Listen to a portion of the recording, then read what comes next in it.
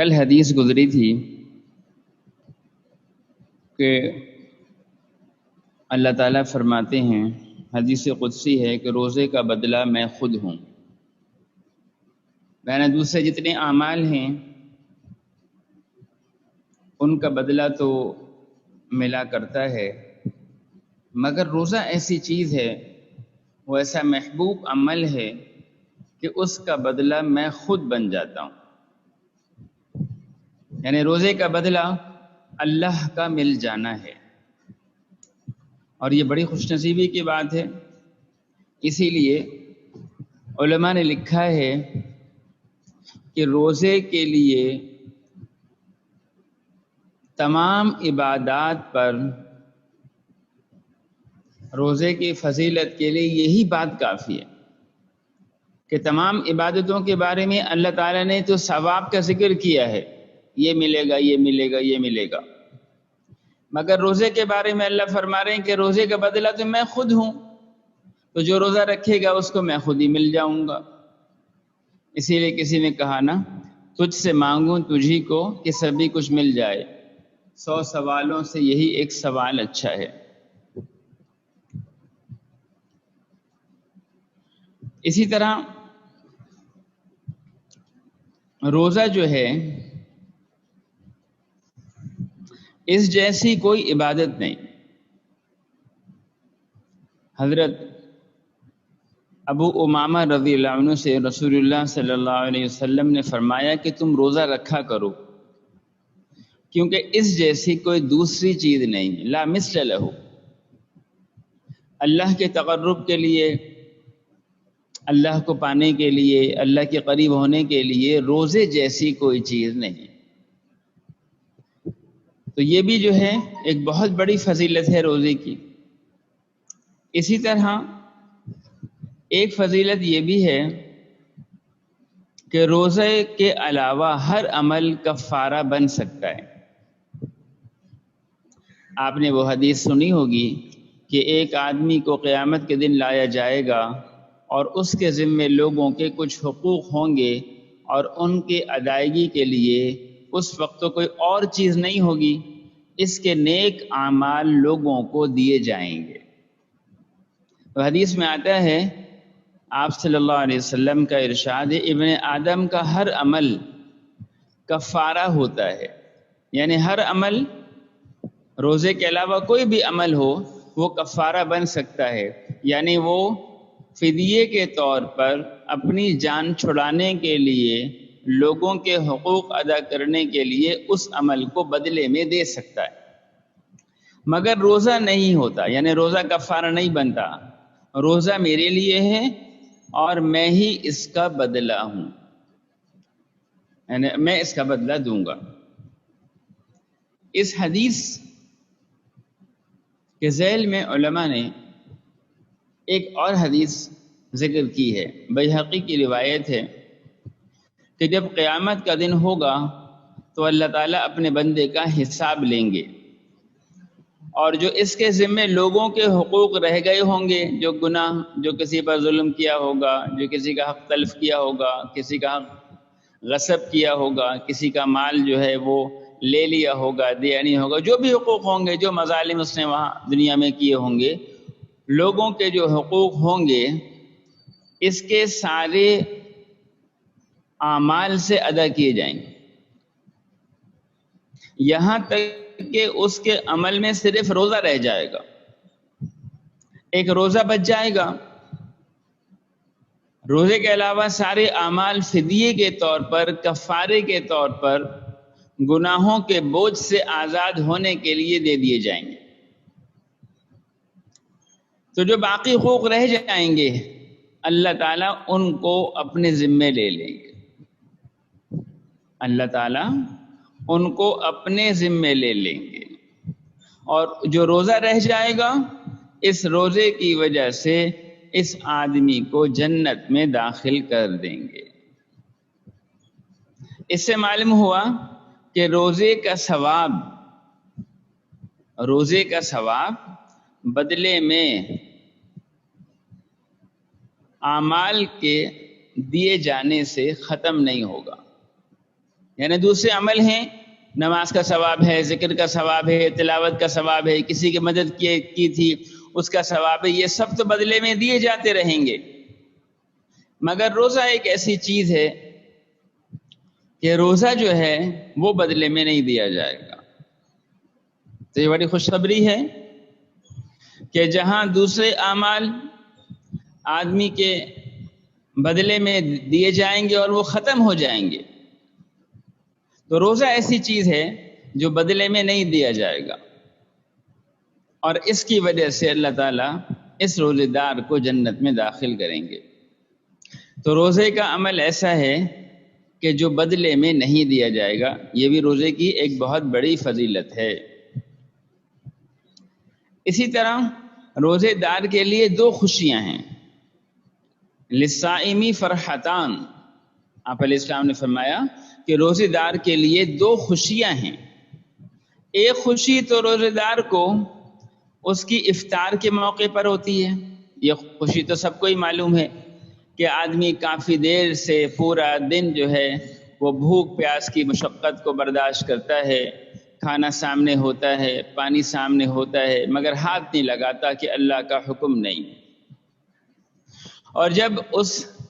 مشقت کے پورا ہونے پر اجازت ملتی ہے تو طبعاً خوشی کی بات ہے، آدمی کو خوشی ہوتی ہے کہ اس کی تکلیف دور ہو گئی اور اللہ تعالیٰ بھی راضی ہو گئے۔ تو یہ تو ایک فطری چیز ہے، جب افطار کرتا ہے افطار کے موقع پر آدمی کو خوشی ہوتی ہے۔ اور دوسری خوشی فرمایا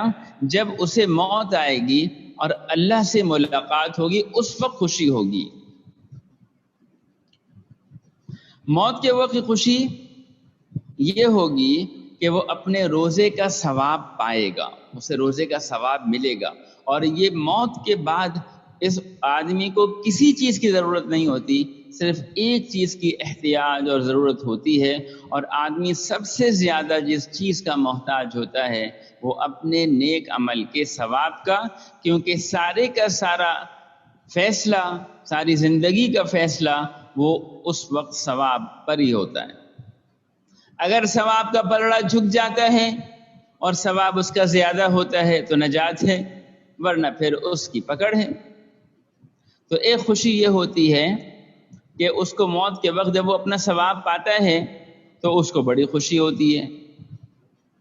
قرآن پاک میں بھی اللہ تعالیٰ نے مختلف مضامین سے، یعنی مختلف عنوان سے، مختلف الفاظ میں یہ مضمون ذکر فرمایا ہے، وَمَا تُقَدِّمُوا لِأَنفُسِكُم مِّن خَيْرٍ تَجِدُوهُ عِندَ اللَّهِ، جو آگے تم بھیج دو گے بھلائی کا کام، کوئی نیکی، کوئی بھلائی، کوئی اچھائی آگے جو بھیجو گے اس کو اللہ کے پاس پاؤ گے۔ ہوا خیرن، وہ جو تم بھیجو گے وہ تمہارے لیے بڑی بھلائی کی چیز ہے، وَأَعْظَمُ أَجْرًا، اور وہ کیا ہے؟ تمہارے لیے اجر و ثواب میں زیادتی کا سبب ہے۔ ابن خزیمہ کی ایک روایت ہے کہ حدیث میں آتا ہے فَإِذَا لَقِيَ اللَّهَ فَرِحَ بِصَوْمِهِ، جب آدمی اللہ سے ملاقات کرے گا تو اپنے روزے کی وجہ سے خوش ہو جائے گا۔ اور حقیقت بھی یہی ہے کہ جو روزہ رکھا تھا جس ذات کے لیے، وہ ذات خود ہی بدلہ ہے روزے کا، جو سب سے بہتر ترین بدلہ ہے، تو جس کو اللہ مل جائے اس کے سارے بیڑے پار ہیں۔ تو یہ روزہ اس کی خوشی کا سبب بن جائے گا۔ اسی طرح روزے دار کے لیے ایک مقبول دعا ہوتی ہے، مقبول دعا حدیث میں آتا ہے کہ ہر روزے دار کے لیے افطار کے وقت ایک مقبول دعا ہوتی ہے۔ مقبول کا مطلب ہے رد نہیں ہوتی۔ اب ہم لوگ تو وہی ہے نا کہ بس جلدی سے پوری ہو جائے، نظر آ جائے، تو حدیث میں ہماری تسلی کے لیے ایک بات اور آگے ارشاد فرمائی گئی، فرمایا گیا کہ یا تو دنیا ہی میں اسے دے دی جاتی ہے، جو مانگا ہے وہ اسے دنیا میں ہی مل جاتا ہے، یا اس کے لیے آخرت میں ذخیرہ کر دی جاتی ہے۔ جو چیز مانگی ہے وہ اس کے لیے خیر نہیں ہے، یا موقع پر مل جانے میں خیر نہیں ہے، مگر وہ چاہتا تو موقع پر ہی ہے، اللہ میرا یہ کام کر دے، تو اللہ تعالیٰ اس کی مصلحت کی وجہ سے، اس نے مانگا تو ہے نا اللہ سے، اور نہ ملنے پر جو تکلیف ہوئی ہے اس تکلیف کا اجر و ثواب بدلہ اور مانگنے کا حکم پورا کرنے کا بدلہ یہ سب اٹھا کر قیامت کے دن رکھ دیتے ہیں، اور اس وقت اس کو اس کا اجر و ثواب دیا جائے گا۔ یہ پہلے گزرا تھا کہ اس وقت آدمی یہ تمنا کرے گا کاش دنیا میں میری کوئی دعا قبولی نہ ہوتی، کہ یہاں آج اس دعا کے قبول نہ ہونے پر جو اللہ کے ہاں سے مجھے ثواب مل رہا ہے۔ اسی طرح جنت میں ایک دروازہ ہے جس کو ریان کہا جاتا ہے، اس سے صرف روزے دار داخل ہوں گے جنت میں۔ جنتیوں کا روزے داروں کے لیے جنت کا ایک خاص دروازہ ہے جس کا نام ریان ہے، اس میں صرف روزے دار ہی داخل ہوں گے، کوئی اور اس دروازے سے داخل نہیں ہوگا۔ بلکہ ایک روایت میں آتا ہے کہ جب وہ روزے دار اس دروازے سے داخل ہو جائیں گے تو وہ دروازہ ان کے لیے بند کر دیا جائے گا۔ تو یہ روزے کے بڑے فضائل ہیں۔ اسی طرح حدیث میں آتا ہے کہ روزے دار کے منہ کی جو بدبو ہے، ہوتا یہ ہے کہ جب آدمی خالی پیٹ ہوتا ہے تو معدے میں بخارات بنتے ہیں، ہوا، اور معدہ چونکہ آلائش کی جگہ ہے، وہاں سے جو ہوا منہ کے ذریعے سے بعض اوقات نکلتی ہے تو اس میں کچھ بو ہوتی ہے۔ تو چونکہ یہ بو اللہ کے لیے ہے، حدیث میں آتا ہے من ترک شیئا للہ عوضہ اللہ خیرا منہ، کہ جو آدمی اللہ کے لیے کسی چیز کو چھوڑ دیتا ہے، کسی زینت کو اختیار کرنے سے چھوڑ دیتا ہے، کسی حرام چیز کو چھوڑ دیتا ہے، تو اللہ تعالیٰ اس کو بہتر ترین چیز اس کے بدلے میں عطا فرماتے ہیں۔ تو اللہ کے لیے جو روزہ رکھا ہے اور اس کی وجہ سے جو تکلیف آئی ہے کہ منہ میں ایک قسم کی بدبو پیدا ہوئی ہے، تو حدیث میں آتا ہے یہ منہ کی بو جو ہے اللہ کے ہاں اطیب عند اللہ من ریح المسک، یہ مشک سے زیادہ اللہ کے ہاں خوشبودار ہوتی ہے۔ یعنی دنیا میں تو یہ بو پسند نہیں کی جاتی، مگر چونکہ یہ اللہ کے لیے ہے اس لیے اللہ کے ہاں یہ اتنی قدر و قیمت کی حامل ہوتی ہے کہ اللہ تعالیٰ کے ہاں یہ جو ہے وہ یعنی مشک سے زیادہ پسندیدہ شمار کی جاتی ہے۔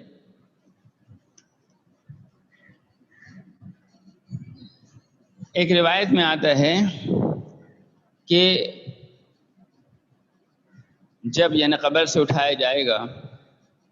تو روزے دار اپنی قبروں سے اٹھیں گے اور اپنے منہ کی بو سے پہچانے جائیں گے۔ ان کے منہ کی جو بو ہوگی وہ مشک کی خوشبو سے زیادہ مہک رہی ہوگی۔ ریح افواہہم اطیب من ریح المسک، کہ ان کے منہ کی جو بو ہوگی وہ مشک کی خوشبو سے زیادہ عمدہ ہوگی۔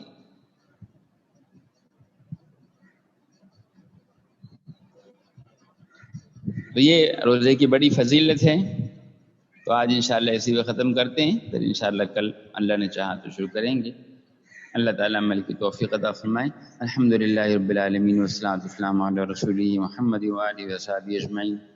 اے اللہ، یہ رمضان شروع ہونے کو ہے، اس رمضان کے لیے ہمیں صحت عافیت کے ساتھ رکھیے، اور یہ رمضان ہمارے لیے صحت عافیت و سلامتی کا سبب بنائیے، اور یہ ہم سے اس حال میں رخصت ہو کہ اس کے اعمال صالحہ کو آپ ہماری طرف سے قبول فرما لیں۔ یا اللہ ہمت حوصلہ عطا فرمائیں کہ اس رمضان کو اچھے سے اچھا ہم گزاریں، آپ کو راضی کرنے والے اعمال کو زیادہ سے زیادہ اختیار کریں، اور اپنی مشغولی گناہوں سے بچا کر، گناہوں کے کاموں سے بچا کر اعمال صالحہ میں اپنی مشغولی اختیار کریں۔ اے اللہ ہمارے لیے روزہ رکھنا بھی آسان فرما، تراویح پڑھنا بھی آسان فرما، اور رمضان مبارک کے جتنے اعمال ہیں، تلاوت ہے، ذکر ہے، اذکار ہے، روزہ ہے، اللہ سبھی آسان فرما۔ محض اپنے فضل و کرم سے،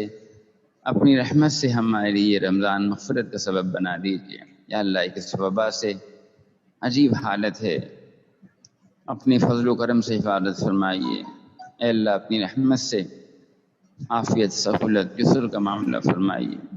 اے اللہ محض اپنے فضل و کرم سے ہمارے پیارے نبی صلی اللہ علیہ وسلم نے جو خیر مانگی ہم سب کو ساری امت کو عطا فرمائی۔ جن شرور سے پناہ چاہیے ہم سب کو ساری امت کو پناہ نصیب فرما دیجیے۔ محض اپنے فضل و کرم سے ہمارے دعاؤں کو قبول فرما لیجیے۔ وصلی اللہ تعالی علی خیر خلقہ محمد وآلہ وصحبہ اجمعین برحمتک یا ارحم الراحمین۔